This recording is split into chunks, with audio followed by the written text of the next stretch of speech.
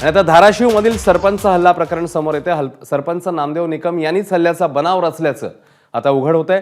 बंदूक परवाना मिळवण्यासाठी सरपंच निकम यांनी हा बनाव रचल्याचं समोर आलंय। या घडीची मोठी अपडेट, सरपंच नामदेव निकम यांनीच हा हल्ल्याचा बनाव रचल्याचं आता उघड होतंय। आपले प्रतिनिधी आप्पासाहेब शेळके आता आपल्या सोबत आहेत। आप्पासाहेब, नेमका काय प्रकार समोर येतोय, कसा हे उलगडा झालेला आहे, काय तपासातले धागेदोरे हाती येतात? अश्विन, आपण पाहतोय मस्ताजोग येथील सरपंचाची हत्या झाल्यानंतर त्याच्या काही दिवसानंतरच तुळजापूर येथील मेसाई जवळगा येथील सरपंच नामदेव निकम यांच्या गाडीवर हल्ला झाल्याची बातमी समोर आली।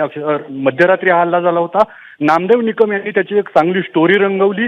दोन गाडीवरून, टू व्हीलर वरून 4 अज्ञात इसम आले। माझ्या 4 चाकीच्या दोन्ही बाजूनी त्यांनी एंट्री केली आणि मला पुढचं कसं जावं हे कळलं नाही। त्यांनी गाडीवर अंडे फेकले, दगड मारले आणि माझ्यावर जीव घेणा हल्ला केला। गाडीवर पेट्रोल टाकून जाळण्याचाही प्रयत्न केल्याचा त्यांनी आरोप केला होता। त्यांनी तशी पोलिसात तक्रारही दिली।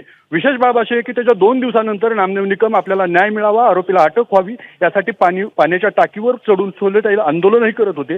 मात्र या प्रकरणाचं गांभीर्य ओळखून धाराशिव पोलिसांनी तपासाची चक्र फिरवली आणि धक्कादायक माहिती समोर आलेली आहे। ते म्हणजे नामदेव निकम यांनी स्वतःच आपल्या गाडीवर हल्ला केल्याचा बनाव रचल्याचं समोर आलेलं आहे। कारण त्यांना बंदुकीचा परवाना पाहिजे होता अशी माहिती समोर आलेली आणि हा परवाना मिळवण्यासाठी नामदेव निकम यांनी कुठेतरी मस्ताजोग या प्रकरणाचा फायदा घेत, त्या प्रकरणाचे जे वातावरण आहे राज्यभरात त्याचा फायदा घेत स्वतःवर हल्ला केल्याचा बनाव रचला होता। ही माहिती पोलीस तपासात उघड झालेली आहे। या प्रकरणाचा पोलीस आणखी त्यांना कोणी मदत केली का या प्रकरणामध्ये, यामध्ये आणखी कोण सहभागी आहे का याचा तपास तांत्रिकदृष्ट्या पोलीस करत आहेत। मात्र आताच्या घडीला जी माहिती आली आहे ती नामदेव निकम यांनी स्वतः हल्ला झाल्याचा बनाव केला होता। अश्विन, धन्यवाद आप्पासाहेब या सगळ्या सविस्तर माहितीबद्दल।